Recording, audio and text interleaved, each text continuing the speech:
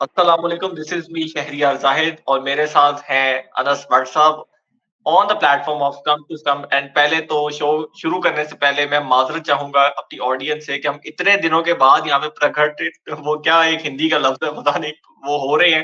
तो काफ़ी दिनों का असल में हम लोग स्टूडेंट्स भी हैं और अपने-अपने बिज़नेसेस पे भी होते हैं तो अपनी-अपनी वो एक चीज़ें चल रही थी तो पहले माज़रत और अब हम अपनी वर्ल्ड कप कैंपेन का फाइनली आज से ऑफिशियली आगाज़ कर रहे हैं। तो अनस भट्ट साहब बातें बहुत सारी हैं करने के लिए, लेकिन सबसे पहले हम बात करेंगे अपने नेबर्स पे कि जी आज जीत तो बेहतर है, लेकिन ये है कि विराट कोहली साहब मतलब काफ़ी चीज़ें ऐसी हैं जिसमें कंट्रोवर्सीज़ भी सामने आई हैं, जैसे कि आप ठीक है, आप आयरलैंड से जीत लेकिन ये है कि कुछ पिचेज़ भी आउट ऑफ द बॉक्स हैं, रिटायर्ड हर्ट आपके प्लेयर्स हो रहे हैं, आयरलैंड वाले भी रिटायर्ड हर्ट हो रहे हैं, ठीक है? उसके बाद आपकी बॉलिंग अच्छी जा रही है, लेकिन आपका जो ओपनिंग पेयर आज है, वो थोड़ा फ्लॉप रहा है। शर्मा को भी थोड़े-से शुरू में चांसेस मिले हैं। फिर उसके बाद सूर्या कुमार यादव फ्लॉप रहे हैं, ऋषभ पंत की बड़ी अच्छी इनिंग्स आई है नीचे से। तो कहाँ से शुरू?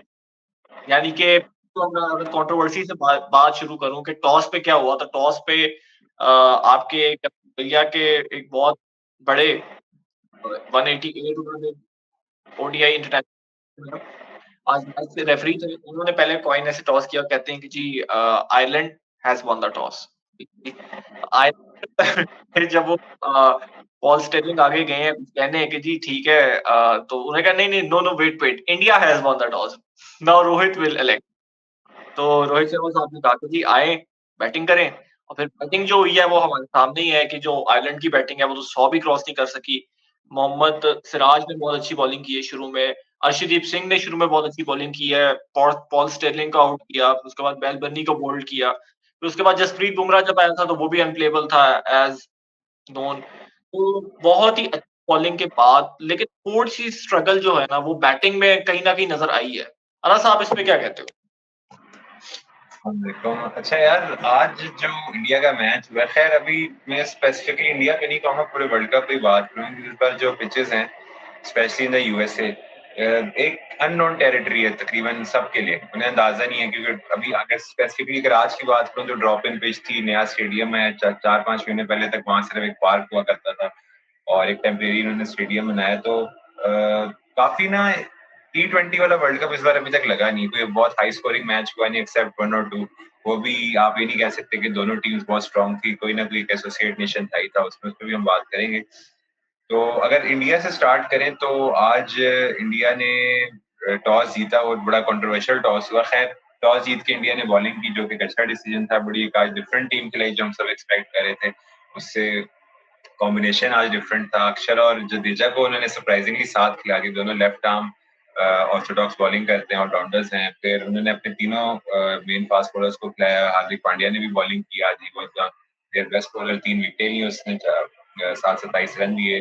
अर्शदीप थोड़ा एक्सपेंसिव है लेकिन 2 विकेट उन्होंने भी ली, 2 बुमराह ने ली, अक्षर ने अपने पहले ओवर में विकेट ली और 100 रन भी नहीं कर सकी आयरलैंड, 90 समथिंग उन्होंने स्कोर किया और ऑल आउट हो गए, 20 ओवर पूरे नहीं खेले। इंडिया ने इजीली चेस कर लिया 12.2 ओवर्स में। और बस एक थोड़ी सी क्या कहते हैं डिमोटिवेटिंग चीज ये थी कि आज कोहली नहीं चला। हाईएस्ट रन है उसकी T20 इंटरनेशनल में through out the world, number 1 वही है कि आज चला नहीं, 5 बॉलों पे 1 रन बना के आउट हो गए। रोहित शर्मा अच्छा खेले इस पिच पे, 50 की उन्होंने रिटायर्ड हर्ट हो गया ऑल्दो, लेकिन उन्होंने कहा कि इंजरी इतनी सीरियस नहीं है। खैर, अगर बात करें अगर वर्ल्ड कप की और इस सिचुएशन की, तो पिचेस मुझे इस बार अच्छी लग नहीं रही। टू पेस पिचेस हैं, डबल बाउंस है, कहीं पर बाउंस नहीं है, बॉल बैट है, आउटफील्ड अच्छी नहीं। अगर पहले ओवर में हम देखें तो पॉल स्टर्लिंग ने निकल के शॉट मारी मोहम्मद सिराज को और सॉरी अर्शदीप सिंह को, और बॉल इतना अच्छा टाइम किया, गैप में था लेकिन आउटफील्ड इतनी थी कि आप बॉल चलते चलते चलते रुक गए, आराम से 2 रन हुए, सिर्फ चौका नहीं हुआ। बॉल जब बाउंस कर रही है कीपर के आगे तो बकायदा मिट्टी उठ रही है, यानी आप ये कह सकते हैं कि इंटरनेशनल स्टैंडर्ड को मीट नहीं करी है कंडीशन। तो मे बी बस यूएसए में प्रमोट करने के लिए इस बार वर्ल्ड कप रखा गया, जो वर्ल्ड कप होता है वो एक छोटा इवेंट नहीं होता, काफी बड़ा इवेंट। खैर, आप क्या लगता है आपको, इस तरह की अगर पिचेस रही आगे वर्ल्ड कप में तो कितना इफेक्ट हो सकता है आगे ऑडियंस के point of I don't know कि किसकी ईगो सैटिस्फाई करने के लिए आपने ये वर्ल्ड कप यूएसए में करवाया है। पता नहीं यूएसए के जो फैन्स हैं उनको तो पता भी नहीं है कि यार क्रिकेट गेम क्या है। मतलब ऐसी ग्राउंड्स जो है ना वो बेसबॉल की ग्राउंड्स होती हैं और आपने वहाँ पे क्रिकेट करवाने की आप कोशिश कर रहे हो, जो कि आपको लग रहा है कि आप बड़े सक्सेसफुल हो रहे हो, लेकिन इतना कोई पैथेटिक ग्राउंड है, यानी कि मुझे पहली दफ़ा इंडिया वर्सेस पाकिस्तान ना 50-50 लग रहा है। उसकी वजह ये है कि हमेशा से मैंने इंडिया को ज़्यादा रखा है, लेकिन ये ऐसी गंदी पिच है कि यहाँ पे अगर इंडिया की पहले बैटिंग आ जाती है, ठीक है? और आपकी पहले बॉलिंग आ जाती है और आपकी बॉलिंग क्लिक कर जाती है अच्छी, आपकी बॉलिंग अगर उनको रिस्ट्रिक्ट कर देती है 130, 120 तक, तो आपके बैटर्स के पास ऐसी एबिलिटी है कि वो थोड़ा-सा टाइम लेके अपने आप को स्टे विकेट पे रख के आराम से ये मैच निकाल ये ऐसी ग्राउंड यहाँ पे आपने श्रीलंका वर्सेस साउथ अफ्रीका देखा है, इतना वो गंदा मैच था, यानी वो हर बॉल पे मारना चाह रहे थे श्रीलंकन लेकिन उनसे नहीं लग रही थी। आज भी आपने शुरू में देखा कि रोहित शर्मा को 4 चांसेस मिले हैं। एक उस आदमी का सीधा कैच ड्रॉप है, एक उस आदमी के 2 तो उस आदमी के इनसाइड एज आउट हुए हैं। यानी कि वो पक्का आउट था वहाँ पे लेकिन वो बच गया और विराट कोहली ने एक चांस लिया लेकिन नहीं हुआ तो वो आउट हो गया। तो ये जो पिच है, ये बहुत ज़्यादा आपको ना फँसाने वाली है, यानी कि ये पाकिस्तान के लिए भी बहुत ज़्यादा डेंजरस है, इंडिया के लिए भी बहुत ज़्यादा डेंजरस है। इंडिया का अलबत्ता एक एडवांटेज इंडिया को ये ज़रूर है पाकिस्तान वाले मैच से पहले कि उन्होंने यहाँ पे एक बांग्लादेश के साथ वार्म अप मैच खेल लिया है और आज उन्होंने अपना ऑफिशियल टी20 कैंपेन का आगाज़ एक जीत के साथ कर दिया है। तो ये एक एडवांटेज है कि जो कंडीशंस है ये उन्हें पता है, लेकिन ये जो कंडीशंस हैं ये टॉस पे मेरे ख्याल में इंडिया वर्सेस पाकिस्तान का सारा मैच है ना आज का मैच देखने के बाद सारा टॉस पे रिलाय जिसने टॉस जीत के पहले बॉलिंग कर ली और जो तेज की तरफ जाएगा उसको एडवांटेज थोड़ा-सा ज़्यादा है as compared to batting first. लेकिन मैं एक चीज़ ये नोट कर रहा हूँ इस वर्ल्ड कप में स्पेशली इस तरह की पिचेस पे कि जो भी टीम पहले बैटिंग करी थोड़ा बहुत क्योंकि ऑब्वियसली नई जगह है उनके लिए अंदाजा नहीं है कंडीशंस का थोड़ा सा एक्स्ट्रा एग्रेसिव खेल रहे हैं बॉल को देख के नहीं खेल रहे अगर आप पहले बैटिंग करते हुए मैं कहूँ अगर यहाँ इस तरह की पिच पे आप 120 130 स्कोर भी कर लेते तो हाईली कम्पिटिटिव हो सकते कल के मैच में हमने देखा नेपाल का मैच था कल नीदरलैंड के साथ और 107 का गालबन टारगेट था और ऑलमोस्ट आखिरी ओवर तक मैच ले गए थे कैच ड्रॉप हो गया थर्ड लास्ट ओवर में बड़ा सिंपल कैच था एक सेट बैट्समैन का कैच था उनसे ड्रॉप हो गया जिसकी वजह से मैच हार गए और काफी फैंस आए हुए थे नेपाल के लेकिन अगर आप पहले बैटिंग करते हुए देखें तो टीम्स बहुत एग्रेसिव खेल रही हैं आज भी आयरलैंड जब बैटिंग पे आया तो आप नोटिस करें आउट होने से पहले निकल के मार रहे हैं ऑल्दो बहुत पावर प्ले में आउट स्विंग अच्छा हो रहा था अर्शदीप का भी सिराज का भी लेकिन स्टिल बैट्समैन टाइम नहीं दे रहे थे पिच पे जज नहीं कर पा रहे थे निकल के मारने की कोशिश कर रहे थे सेम कोहली भी आज वैसे ही आउट हुआ है उससे निकल के शॉट मारी आउटसाइड एज हुआ है थर्ड मैन पे उसका कैच हुआ इसी तरह अगर मैं बात करूं इसी पिच पे मैच हुआ था south Africa versus Sri Lanka Sri Lanka की पहले बैटिंग आई और उन्होंने अगर आप इनिशियल उनकी 6-7 विकेटें देखें तो ऐसे ही था कि क्योंकि पिच पे बाउंस ज्यादा था एंड्रिक नोकिया ने 4 ओवरों में 4 विकेटें ली और सिर्फ 7 रन दिए सिर्फ 7 रन और ये वही एंड्रिक नोकिया है जो आईपीएल में 60-60 रन भी खा रहा था आखिरी ओवर में उसने 30-30 रन भी खाए हैं तो आप इसी चीज से अंदाजा लगा सकते हैं कि बैटिंग फ्रेंडली पिचेस पे बिल्कुल भी नहीं यहाँ पे बैटिंग बैट्समैन का प्लस यहाँ पे एक चीज़ जो मैं और बड़ी गंदी नोटिस कर रहा हूँ ना, वो ये है कि यहाँ की आउटफील्ड बड़ी गंदी है। अगर आप डाइव लगाओगे ना, तो आपके इंजरी प्रोन होने का बहुत ज़्यादा चांस है। यानी कि आपने सिर्फ बॉल फेंकना है। एनरिच क्या हो गया, हारिस रऊफ हो गया, हारिस रऊफ के अलावा ये जोफ्रा आर्चर हो गया। ऐसे जो बॉलर्स हैं ना हू कैन क्लिक 150 वेरी ईज़िली, ठीक है? इनके लिए ये जो पिच है ना, ये सोने पे सुहागा वाली बात है। क्यों? क्योंकि इन्होंने अपनी पेस से बॉल फेंकनी है और फिर पिच ने अपने आप अपने मूड से उसको या तो राइट घुमाना है या लेफ्ट घुमाना है, ठीक है? क्योंकि बॉलर की यहाँ पे अपनी ब्रिलियंस से ज़्यादा पिच सपोर्टिव ज़्यादा है। ठीक है? यानी कि अगर आप एक अच्छी पेस पे यहाँ पे बॉल फेंक रहे हैं, तो बैट्समैन का डिसीव होने का चांस बहुत ज़्यादा है, बहुत ज़्यादा है। और ये जो पिच है ना, I am very sorry to say यानी कि मुझे एक अगर पाकिस्तान की पहले बैटिंग आती है, तो मुझे थोड़ा इतना कॉन्फिडेंस नहीं आ रहा। उसकी वजह ये है कि इंडिया की बॉलिंग काफ़ी अच्छी है। यानी कि उन्होंने जैसे आईपीएल को रिस्ट्रिक्ट किया है बिफोर 100 और पाकिस्तान की हाल ही में जैसी परफॉर्मेंसेस रही हैं, तो बैटिंग फर्स्ट ऑफ पाकिस्तान मुझे तो कॉन्फिडेंस नहीं है पाकिस्तान पे ज़रा भी। लेकिन अगर इंडिया की बैटिंग फर्स्ट आती है, तो मुझे पाकिस्तान की बॉलिंग पे काफ़ी ज़्यादा भरोसा है कि वो आपको रिस्ट्रिक्ट कर सकते हैं। ठीक है? आप इंडियन बैट्समैन को रिस्ट्रिक्ट कर सकते हो और ऐसा अगर आपको टारगेट मिल जाता है जो 130, 140 तक है, तो आप चेज़ भी कर सकते हो आराम से। लेकिन ये जो पिच है ना, यहाँ पे अब क्योंकि आप देखें ना कि रोहित शर्मा को बॉल लगी है, बॉल बर्नी को बॉल लगी है, तो यू कांट डिबेट ये और यू कांट डिस्कस ये कौन-सी बॉल आप फेंक रहे हो, तो वो बैट्समैन को जाके कहाँ लग रही है, नो आइडिया। अच्छा, लेकिन ये है कि अगर हम इंडिया की आज अप्रोच देखते हैं, हम इस पे बात करेंगे कि इंडिया का जो आज कॉम्बिनेशन है, आज बड़े डिफरेंट कॉम्बिनेशन के साथ भी ऋषभ पंत को भी उन्होंने खिलाया नंबर 3 पे, फिर शिवम दुबे की इंक्लूजन हुई। उसी के साथ-साथ अगर हम देखें तो जडेजा और अक्षर को खिलाया, फिर तीनों जो प्रीमियम फास्ट बॉलर ने तीनों को खिलाया और पहली 6 विकेटें मतलब तो ली ही फास्ट बॉलर से। स्पिनर्स को तो टाइम ही नहीं मिला कि वो आगे सेट होते बॉलिंग कराते। और इसी तरह हम बाकी मैचेस में भी देखते हैं जो जो इवन आपकी स्लो 2 पेस विकेट्स हैं, वहाँ पे स्पिनर्स तो कामयाब हो ही रहे हैं, लेकिन फास्ट बॉलर्स को अच्छी खासी असिस्टेंस मिल रही है।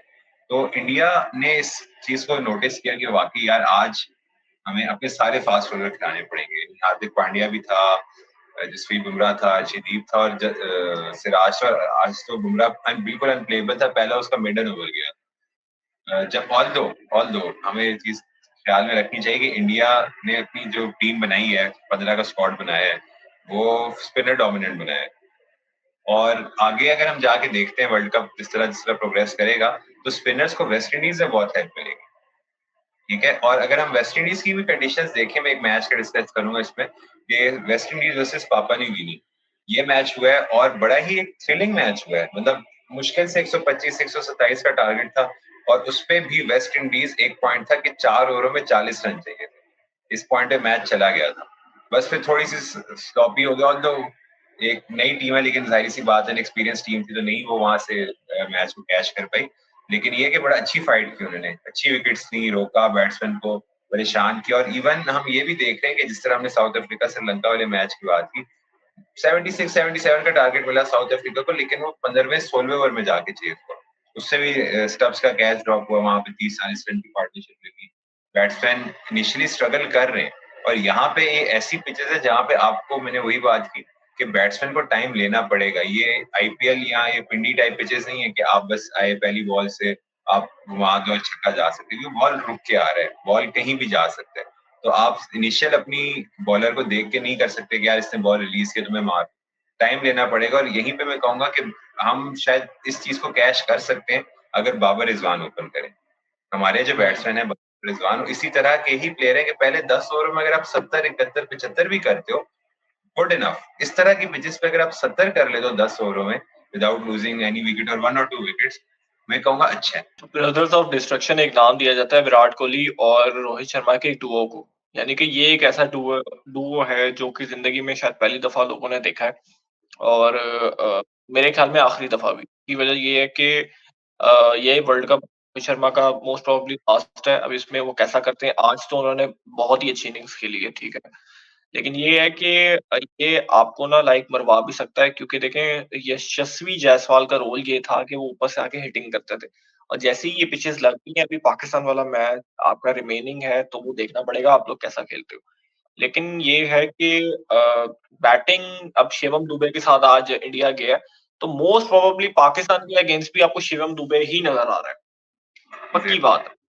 बॉलिंग में मुझे जितना लग रहा है कि यार बॉलिंग में भी जितना मुझे लगता है एक चेंज हो सकती है, लेकिन वो भी मुझे अब बड़ी ना मुश्किल नज़र आ रही है कि कुलदीप यादव को शायद ये ऐड कर लें क्योंकि मुझे युजवेंद्र चहल की एंट्री होती बहुत मुश्किल नज़र आ रही है, बहुत ज़्यादा मुश्किल नज़र आ रही है। कुलदीप यादव ऐड हो सकता है लेकिन किसकी जगह? क्योंकि रवींद्र जडेजा आपको बैटिंग से ऑप्शन बड़ी अच्छी दे देता है और बॉलिंग से भी वन।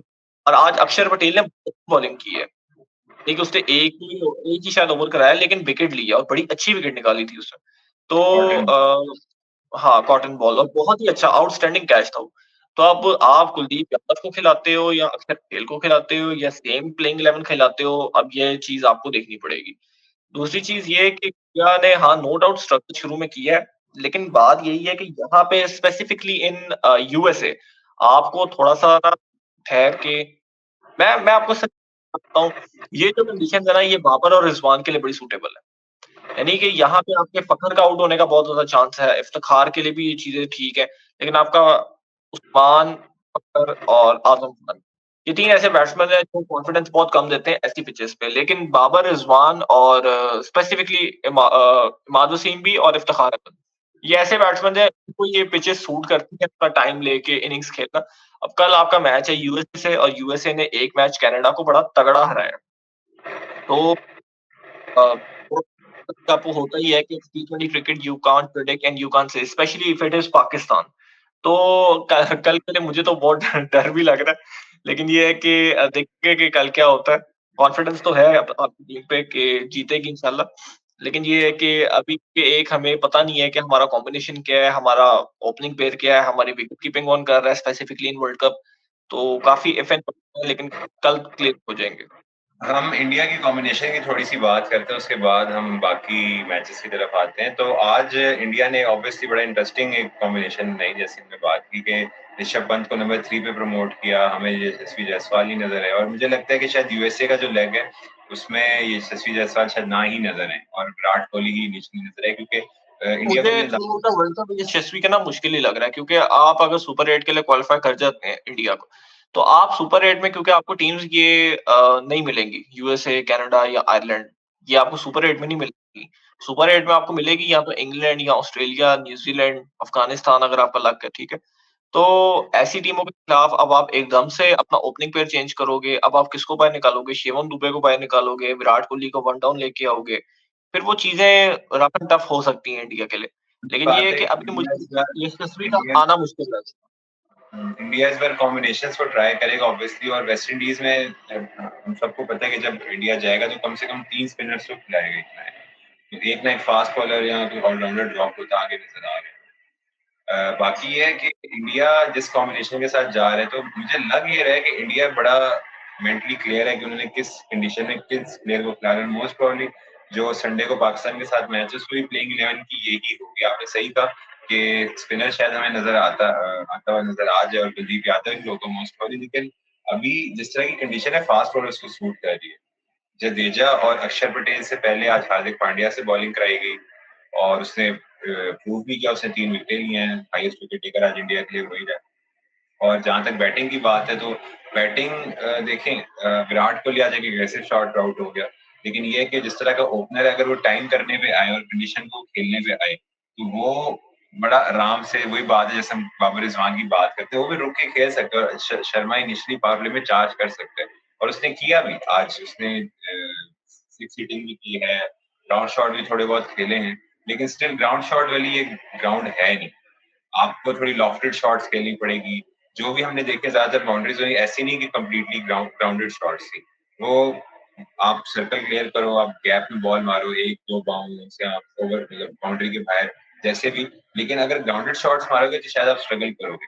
और इस तरह के ग्राउंड्स में आपको कोशिश करनी चाहिए कि आप सिंगल, डबल आपकी रनिंग अच्छी होनी चाहिए। जैसे हमने नोटिस किया अफ़गानिस्तान वर्सेस युगांडा का जो मैच हुआ तो one of the highest opening partnership हुई 154 की जब 15 ओवरों में 150 प्लस स्कोर था तो लग रहा था इजीली 200 कर लेंगे। ऑल्दो युगांडा का पहला वर्ल्ड कप मैच था, उन्होंने अच्छा कमबैक किया अपनी बॉलिंग से अगर आपने मैच देखा हो और उसमें 180 समथिंग रिस्ट्रिक्ट किया, लेकिन स्टिल अफगानिस्तान ने बॉलिंग बहुत अच्छी की। तस्देक फारूकी ने 5 लिया और 50, 60, 70 मैक्सिमम रन उनके हुए थे और एक अच्छे खासे मार्जिन से उन्हें हराया। लेकिन अफगानिस्तान की मैंने बात इसलिए की है क्योंकि अगर आप देखें तो जब उन्होंने अपनी बैटिंग शुरू की तो बहुत एक्स्ट्रा एग्रेसिव वो नहीं खेले। हाँ, ऑल्दो बीच में 1-2 ओवर आ गए, 25 रन का ओवर आ गया, 20 रन का ओवर आ गया। लेकिन अगर आप देखें तो ओवर में एक बाउंड्री भी उनके लिए काफ़ी थी क्योंकि बाकी स्कोर वो अपनी रनिंग से पूरा कर रहे थे। गैप्स में मार रहे थे ऑल्दो बारबाडोस की कंडीशंस थी लेकिन स्टिल गैप से बॉल मार रहे थे, रनिंग कर रहे थे 1, 2, 3 रन और इस जितना मुझे लगता है जो बैटिंग साइड्स इस वर्ल्ड कप में अपनी रनिंग पे फोकस करेंगी ज़्यादा और टी टी20 का देखें, एक टी20 में होता है बाउंड्रीज़ तो हैं ही। एनी डे आप कहोगे जितनी बाउंड्रीज़ मिल जाए उतनी कम है।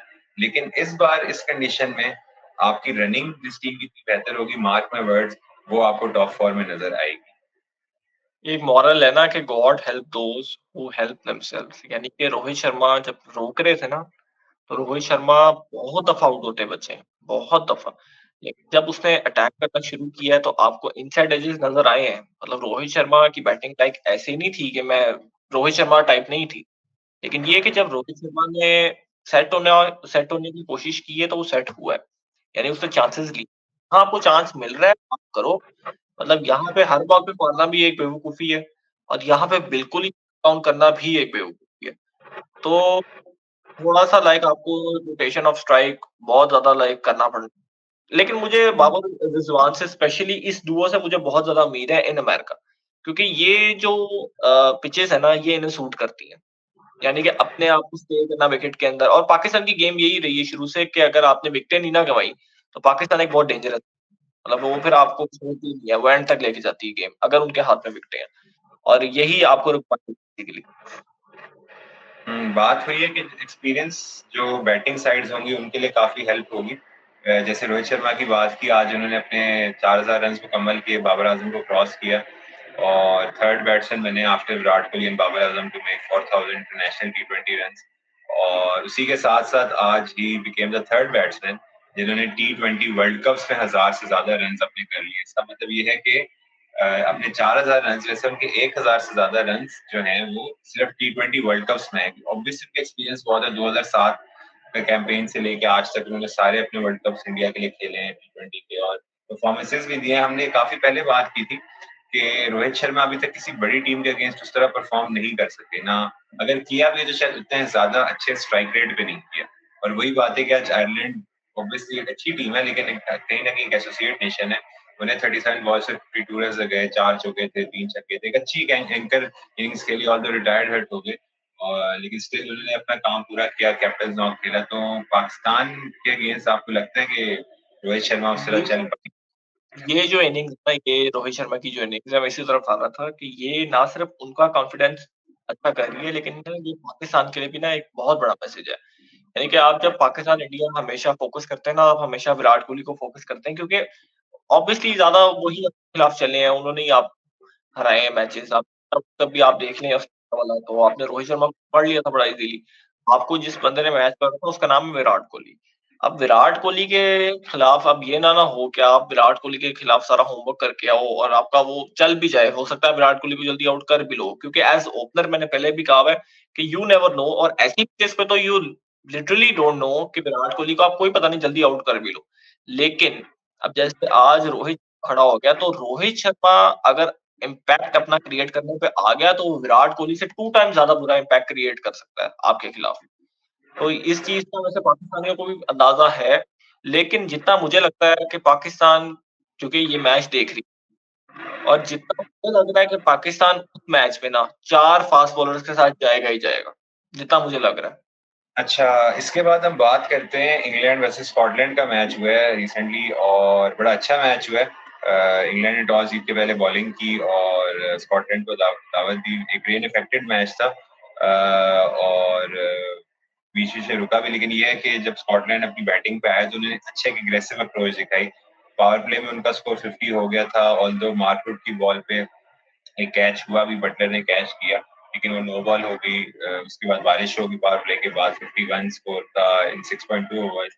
जब मैच रिज्यूम हुआ तो 10 ओवर का मैच हुआ, आखिरी 4 ओवर जब खेलने हैं तो उसमें उन्होंने ऑलमोस्ट 30 रन और ऐड किए और 90 स्कोर्स बनाया स्कॉटलैंड ने। ऑल्दो उसके बाद दोबारा बारिश हो गई, 109 का टारगेट मिलता अगर इंग्लैंड को, बड़ा एक इंटरेस्टिंग मैच हो सकता था। एक में भी रिसेंटली स्टैट देखा था कि इंग्लैंड ने आज तक किसी भी यूरोपियन टीम को टी20 वर्ल्ड कप में नहीं हराया। यहाँ तो मैच ड्रॉ हुआ है, यहाँ तो मैच नो रिजल्ट हुआ है, यहाँ तो मैच इंग्लैंड हारा है। अभी रिसेंट इसकी एग्जांपल लें तो लास्ट ईयर जो टी20 लास्ट ईयर टी20 वर्ल्ड कप हुआ था उसमें आयरलैंड से डीएलएस पे हार गए थे। फिर 2014 को सबको याद है कि नेदरलैंड से हारे थे कैसे, उससे पहले भी एक बार नेदरलैंड से हार गए थे। तो ये अभी सिचुएशन है, और इंग्लैंड का ये है कि एक-एक पॉइंट अभी दोनों टीम्स को मिला है। आगे क्या लगता है अगर इंग्लैंड ऑस्ट्रेलिया वाला मैच भी हार जाता है, तो क्या आगे उसका होगा? इंग्लैंड का पहली चीज़ तो ये है कि इंग्लैंड को तो आदत होनी चाहिए कि बादल देख के ना उनको बता देना चाहिए कि अभी बारिश कितने बजे होगी, क्योंकि वो सारी ज़िंदगी तो उन्होंने बादल देखे हैं और जहाँ जाते हैं अपने साथ बादल लेके जाते हैं। यानी कि आप इंग्लैंड में, आप हमारे 2 रेन अफेक्टेड मैचेज़ हुए हैं। पूरा 2019 का जो वर्ल्ड कप है, वो रेन अफेक्टेड ही रहा। तो मतलब काफ़ी डिस्टर्बिंग होता है और काफ़ी ना फ्रस्ट्रेटिंग होता है फैन के लिए, स्पेशली प्लेयर्स के लिए कि ना आपकी आपके जो मैचेज़ हैं उनका रिज़ल्ट नहीं निकल रहा, ठीक है? और स्कॉटलैंड एक ऐसा ओपोनेंट था, वैसे स्कॉटलैंड ने बड़ा तगड़ा स्टार्ट दिया था, बहुत ज़्यादा तगड़ा स्टार्ट दिया था उस मैच में, कि मार्क वुड ने एक नो बॉल करा दी थी और वहाँ पे वो पूरा मैच ही खराब हो गया था उनका। लेकिन ये है कि बड़ा तगड़ा स्टार्ट देने के बाद 10 ओवरों में उन्होंने 90 स्कोर किया और उसके बाद फिर बारिश हो, वो मैच आपको कॉल ऑफ करना। The end. लेकिन ये है कि अभी क्योंकि इंग्लैंड ऐसी स्टेज पे है कि अपना 1 पॉइंट उन्होंने बड़ा क्रूशियल लॉ लूज़ कर दिया है और अभी जो हाल ऑस्ट्रेलिया ने ओमान का करना है, मुझे तो रह-रह के गूज़बम्प्स हो रहे हैं कि हम बेचारों के साथ होनी क्या है अभी कुछ घंटों में। तो ऑस्ट्रेलिया देखें हमेशा से मैंने आपको कहा है कि ऑस्ट्रेलिया एक फेवरेट है, इंग्लैंड भी एक फेवरेट है, लेकिन ऑस्ट्रेलिया अब इंग्लैंड के साथ आती कैसे है, ये हमें देखना पड़ेगा क्योंकि इंग्लैंड का तो पहला मैच हो गया है ड्रॉ, लेकिन ऑस्ट्रेलिया का जो पहला मैच है ओमान के साथ वो तो हो रहा है, उसमें रेन फोरकास्ट भी ना सही है, कोई इतनी खास नहीं है। तो यहाँ पे जब वो जीतेंगे क्योंकि फॉर श्योर ऐसा नहीं कि वही जीतेंगे मतलब कोई भी किसी को हरा सकता है, लेकिन फॉर श्योर अभी मुझे ऑन पेपर ऑस्ट्रेलिया ज़्यादा लग रहा है स्ट्रॉन्ग।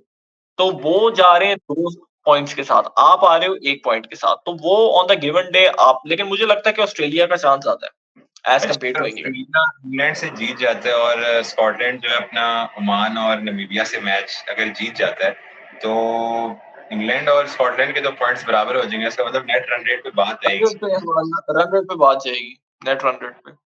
और इंग्लैंड को देखना पड़ेगा, जो इनके बाकी मैचेस हैं जो जीतेंगे, उन्हें अच्छे मार्जिन से जीतना पड़ेगा, तो उनके चांसेस ज़्यादा होंगे। मेरे ख्याल में तो नेट रन रेट पे भी इंग्लैंड बाजी मार जाएगा, जितना मुझे लगता है। लेकिन टी20 क्रिकेट है, यू नेवर नो। तो तो खैर नो इसी के साथ आज की वीडियो का हम थोड़ा एंड करते हैं। अभी वर्ल्ड कप के काफी इंटरेस्टिंग मैचेस आ रहे हैं, तो टाइम जोन का इतना डिफरेंस है, कोई मैच सुबह 5:30 होता है, 4:30 होता है, फिर रात को। मैं अपनी ऑडियंस को ये कहूँगा वर्ल्ड कप लग ही नहीं रहा।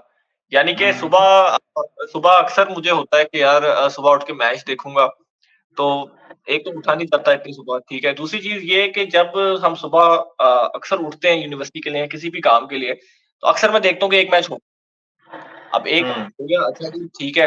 तो शाम में मैं बैठता हूँ तो मैं अब सोच रहा होता हूँ कि यार अच्छा ये मैच देखते हैं, इस पे बात करनी पड़ सकती है। तो पता चलता है कि जी उसी टाइमिंग पे एक और मैच हो रहा है। यानी कि यानी कि ये एक ऐसी चीज़ है कि बहुत ना मुश्किल है इस वर्ल्ड कप को कवर करना। आज इंडिया का मैच मैंने अभी तक ना गिनती के मैंने सिर्फ 3 मैचेस देखे हैं, मैं झूठ नहीं बोलूँगा सुकून से। एक इंग्लैंड-स्कॉटलैंड, एक श्रीलंका और साउथ अफ्रीका, ठीक है जी? और एक मैंने सुकून से देखा है इंडिया और आयरलैंड और किसी हद तक मैंने अफ़गानिस्तान और वो युगांडा का मैच देखा था। तो ये 3-4 मैच ही मैं अभी तक सुकून से देख सका हूँ, बाकियों की तो टाइमिंग ही बड़ी अजीब है, लेकिन फिर भी कोई बहाना नहीं है, कोई कुछ नहीं है। We are trying our level best कि हम सारे मैचेस देखें और यहाँ पे कवरेज देने के लिए आए। चलें, इंशाल्लाह फिर हम नेक्स्ट वीडियो के साथ आएँगे। पाकिस्तान का कल मैच है, बल्कि आज ही मैच है, जब तक ये वीडियो अपलोड होगी पाकिस्तान का बस मैच शाम में होगा। तो उम्मीद करते हैं बेहतर खेले और एक और वीडियो के साथ हाज़िर होंगे। तब तक आप अपनी कमेंट्स में बताएँ, क्या चाहते हैं, किस टॉपिक पे मज़ीद बात कर सकते हैं, कोई पॉइंट हम स्किप कर रहे हैं, किस पॉइंट पे आप एग्री करते हैं। लाइक करें वीडियो को, हमारे चैनल को सब्सक्राइब करें, शेयर करें, आपके सपोर्ट की हमें बहुत ज़रूरत है। तो इसी के साथ स्टंप टू स्टंप को इजाज़त दीजिए। अल्लाह हाफ़िज़।